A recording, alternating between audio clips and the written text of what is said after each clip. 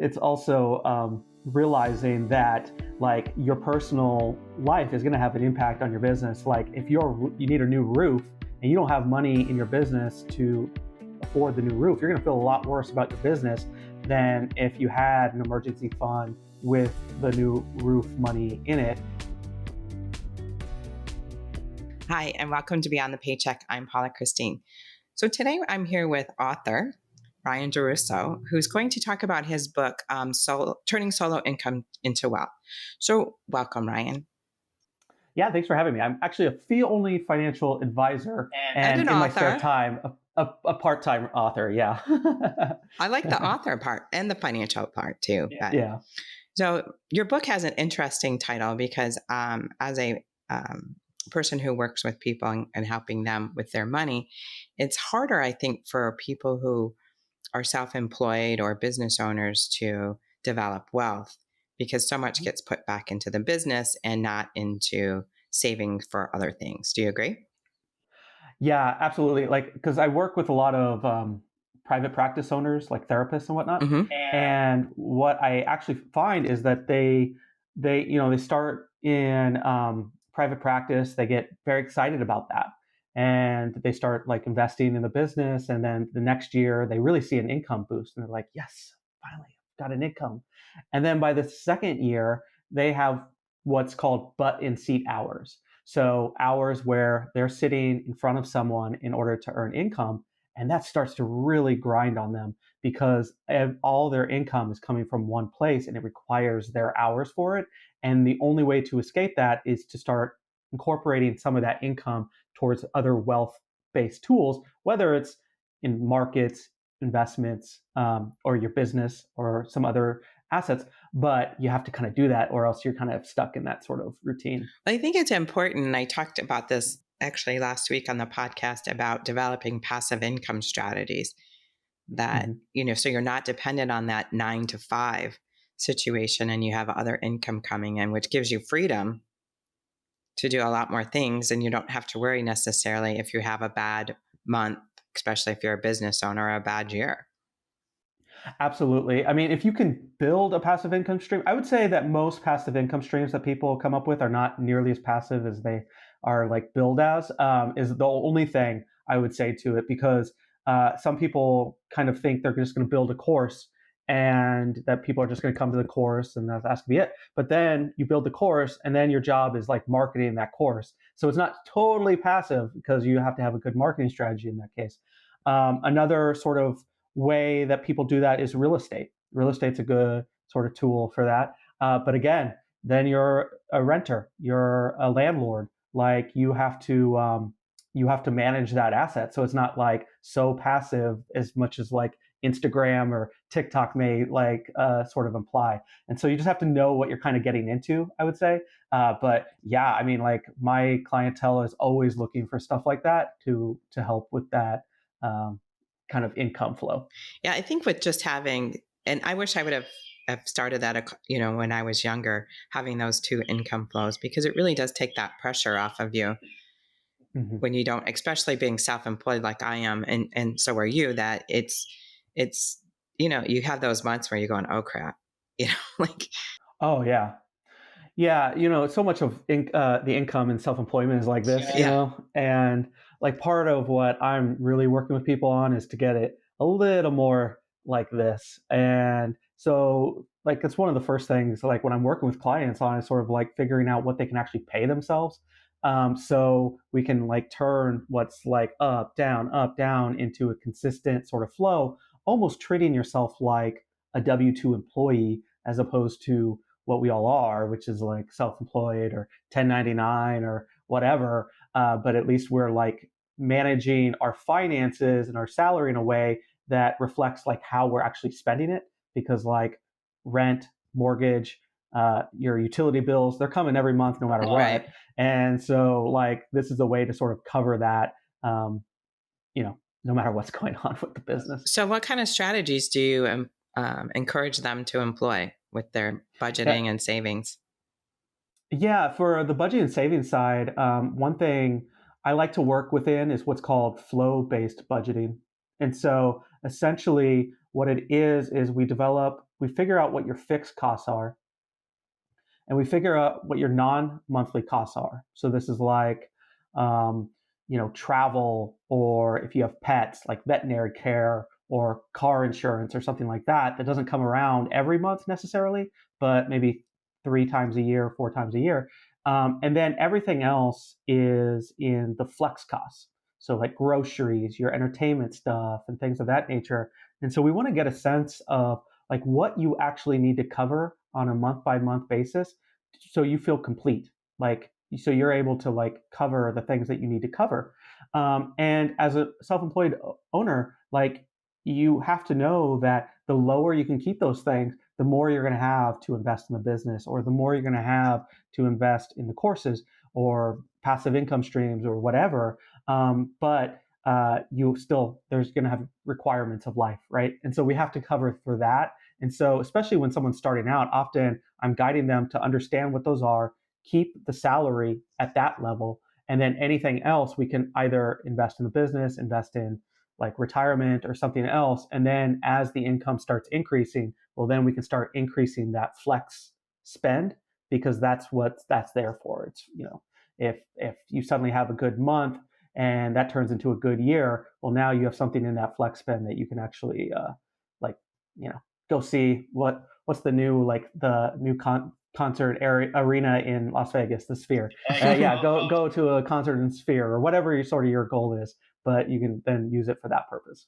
So do you talk with your clients about tax strategies? Oh yeah, it's one of, like, when you're a financial planner like I am, we're looking at everything holistically.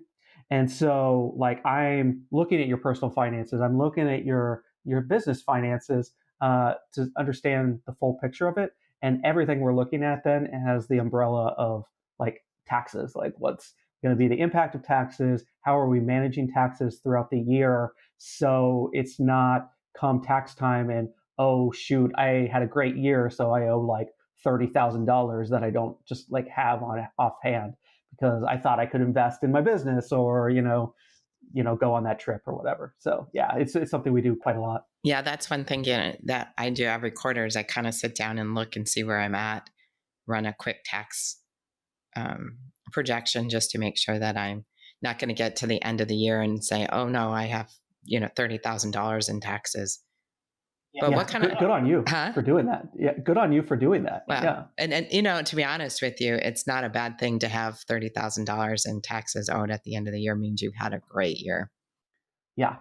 Yeah. I always say when someone has that experience and they come to me and they say what happens, and I was like, oh, was this the first good year that you really had? And they're like, yeah. I was like, okay, well, welcome to the club.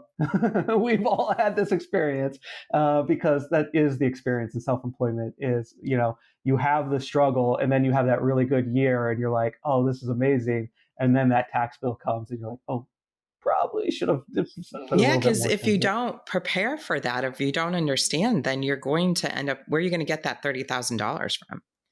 Yeah, yeah, I know. And there's ways to manage it, of course. Like we help folks with that, but it can be a scary time. And I think a lot of times what happens, when you work for yourself, you understand generally that you owe taxes, but you don't quite know what you're going to be working with. And so, it can either you put your head in the sand and don't think about it, and then you have this big bill come April, or what happens is you're so hesitant to pay yourself that it really holds you back because you're like so nervous about whatever that tax bill is going to be. Yeah, I've been in that situation before, and I mean, there's the great side of it. It means you've done really well, but then you're in that panic, like, okay, so it's extremely important if you're self-employed or not to make sure that you have an emergency account just in case Oh, that happens. absolutely. Yeah, and just on like a back of the napkin type thing, like people will say, "Oh, just put 33% towards of whatever you make towards taxes," and that's fine. That'll ensure that you have enough typically. But I will say that that will leave a lot on the table that you could have potentially used for other purposes throughout the year. And so it'll be nice come April because you'll not owe as much as you expect or whatever, and then you'll have some money. And so that's nice, but it does limit sort of what you could have been doing, say 6 months or 8 months throughout the year. So why do you use that 33%? I mean, I would Um, think that would differ based on projected income. oh yeah, like I said, this could be typically a high rate, but essentially that would cover not only your federal taxes, but if you have state taxes as well. And so that's why it comes to 33%. Say you're in the well, one, like if you're self-employed, you have to worry about self-employment taxes, Yeah, those are and lovely. that's yeah, exactly. And so you're not just worried about your like individual tax rate, you're also worried about that employment tax rate, and then if you have to add on like state taxes as well, it's just a back of the napkin number that a lot of people use. Again, I typically, once we break it down where we're taking all the deductions and counting for all the business expenses and all of that, we can get it a lot further than 33%. So hopefully it's less. But Do you encourage your clients to build their wealth by contributing to what, a SAP or a solo 401k or? Mhm. Yeah, I am. So like one, I want them to contribute. I want to figure out sort of what's best for them. And, almost always like a retirement account is one of those like passive income streams that you're not going to use right now, but you're talking about passive income stream. It's one of the most powerful passive income streams you can build Mm-hmm. because it'll be your future essentially. And you get tax benefits today, which a lot of us need today because we need more cash flow. And so even if like it could be like tax advantaged to go into like say a Roth where you're not taxed today, or you're taxed today but not taxed in the future. What a lot of like self-employed folks know is we want more cash right now because we need to cover our expenses, we need to cover the business, and so we'll take the tax benefits today. So I often guide them to the solo 401k if they're a solo business, just because as you build the business and it becomes bigger, you can put a lot more money into a solo 401k than a SEP IRA potentially. It's just easier to put a lot more money in anyways. And then if you're hiring folks, so you begin like hiring one or two people, then the SEP IRA tends to be the option because you can no longer use a solo 401k. So let's say you're working with a client and they're self-employed, and we know first and foremost taxes have to be paid. I mean, that's just Mm-hmm. number one. Then Yeah. do you encourage them? I'm assuming you do some sort of budgeting or projections for them for not only their taxes, but based on the rest of their goals. Yeah. I mean, because we have to like, in order to project, we have to make some assumptions. So if they made $130,000 last year and they don't think they're going to grow the revenues that much next year, well, then we'll just use 130,000 as sort of the yearly sort of estimate. And then based on that 130,000, we can come to a close estimate of what taxes might be. I'm not a CPA, so I'm not like fully doing their taxes, but I'm getting like close to where they are. And then from there, if we take away taxes and business expenses, we can actually get down to sort of what your lifestyle expenses are. And that's kind of up in the air too, because you probably know some of your business expenses are lifestyle expenses, and vice versa. There's a little bit of No, wiggle no, room there. no. They're all just pure business, pure business. Exactly. And so we want to then make sure that we're accounting for that as well. And so it creates, it's a process. I actually have a video I can like send to you how I share like how I actually break it down for clients, and you can put it in the show notes if you'd like. But from that estimate, we get sort of what the estimated lifestyle expenses are, so we can create what your sort of monthly pay should be. So we can kind of even out what is a very unknown throughout the course of the year. Yeah, I think as a business owner, it's like taxes first. For me, it's taxes first, saving Yeah. as much as I can save, business expenses, and then you have your household expenses. It's kind of like Mm-hmm. if I would be sitting with a client, I would be saying, savings, because your tax like a W-2, then you're like, taxes are already taken care of, you don't have to worry about. So then it's savings, and then you can spend the rest. But Mm-hmm. I think with the self-employed, there's too many other variables that go in before you get to that category of spending the rest on yourself. Yeah, I mean, I think that's the hesitation that you're talking about. When it comes to savings, I actually incorporate it in that discussion about lifestyle expenses because we want to, when we're ready to start saving, we want to make it a priority. So we start from the very beginning and say, hey, what are we going to save this year? Let's say it's $10,000. We're gonna start right there at the beginning, so we don't forget about it or it doesn't get lost in whatever is sort of going on. And then there's different solutions in terms of what you're describing in terms of like where the personal expenses come in. Like there's that profit first model where it actually starts with what you want to take from the business first, and then you work backwards to figure out what you can take as expenses or what you can, do. Obviously, taxes are the taxes, but like from a business expense standpoint, so that's one way to do it. But either whichever one you're doing, whether it's profit first or starting with what you'll have left, you need to understand sort of what your personal expenses are in order to make sure those are covered. Because one, you're not going to last very long if you're not covering your sort of basic expenses in a business. It's almost like a business expense. We just can't treat it that way. And then that would be nice, wouldn't it? I know that would be wonderful. And then it's also realizing that like your personal life is going to have an impact on your business. Like if you need a new roof and you don't have money in your business to afford the new roof, you're going to feel a lot worse about your business than if you had an emergency fund with the new roof money in it, and vice versa. If you are like sipping ramen every night and barely able to do anything, and you need to invest in your business, you're going to feel a lot worse about investing in your business because you don't feel like you can cut back any more than what you're doing right now. And so thinking, that these are two separate entities is not a reality. It may be like a legal reality or whatever, but it's not like how we operate on a day-to-day basis. No, it's yeah, you have to look at all things when you're doing your projections for the year. So tell everybody a little bit about your book and what's in your book. Is it a lot of what we just talked about, or?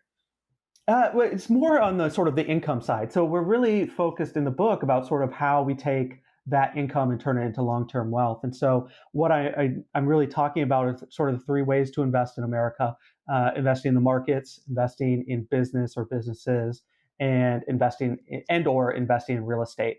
And it's not so much of me saying, "Hey, this is the best thing for you because you're you, and I don't know you, and we don't know your risk tolerance or what you want out of this money." But in order to take the self-employment income that you're creating and create long-term wealth, you need to do one of these things.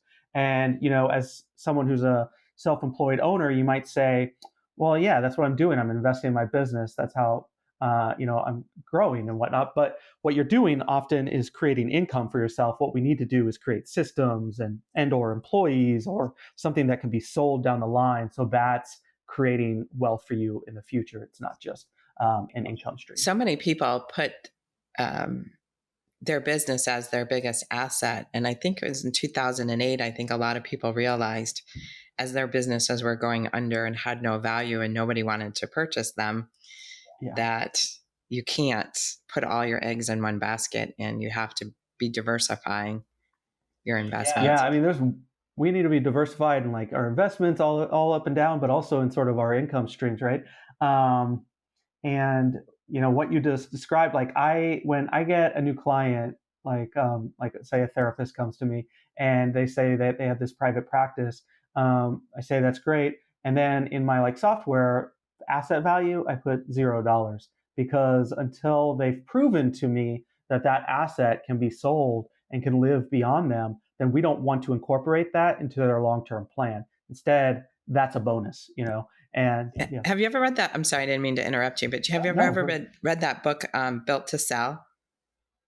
I think I have perused it, but yeah, I think that's like it's a great book for a business owner who thinks that or who's so the key figure in the business, like the person that everybody goes to, and that's a business that cannot sell because everybody's doing business with you, and that's the reason they're doing it. So it's about how to build your team so that your team is taking everything and then you have a business to build. It's really a great book to read. Yeah, and it's honestly what I have to talk to with a lot of like my clients because they'll put their name like Ryan Derousseau PhD .com for therapy, and that just means that they're like all the business is going through them. They are the business is them, and that's fine if that's how they want to operate their business. But then they need to invest in the markets. They need to invest in real estate, so they're growing their wealth outside that business. But for most of us, we don't want to spend our entire life building something only to see it like disappear as soon as we're ready to retire. Instead, if we're thinking about exactly what that book is probably talking about, like thinking about the sell even now, even if we're like 10, 20, 30 years away, it's a good thing because that way we're really building something as opposed to just creating an income stream I for think ourselves. when you start a business, that should be one of the first things how can I sell it? If I had to Yeah. sell it I today, mean, how can I ideally, sell it? right? Yeah. Yeah. Well, it's been Yeah. great talking to you. I know you're coming back in a couple of weeks and we're going to talk further about those 3 ways to build wealth. So if anybody wants to get a hold of you, Ryan, how can they reach you? Yeah, so I work for a company called United Financial Planning Group, but I do a lot of my marketing at thinkingcapfinancial.com, and so they can find me there, and then I'll make sure to share the book link so people can download it Sure. Make sure I get and that and I'll check it put out. it in the show notes. Absolutely. Okay. Thanks, Ryan. And I will talk to you Thanks in a for couple having me. weeks. Yeah, absolutely.